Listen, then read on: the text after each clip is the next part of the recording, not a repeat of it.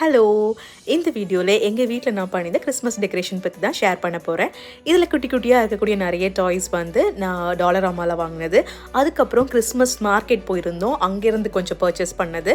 Christmas மார்க்கெட்டில் ரொம்ப rate கம்மியாக கொடுப்பாங்க.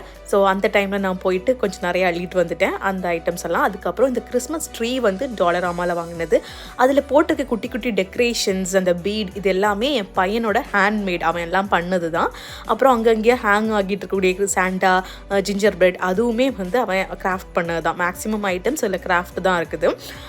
அதுக்கப்புறம் வந்து சும்மா வந்து எங்கள் வீட்டில் கொஞ்சம் வேர்டிங்ஸ்லாம் வச்சுருப்பேன். அதில் ஒரு சின்ன ஒரு டெக்கரேஷன்.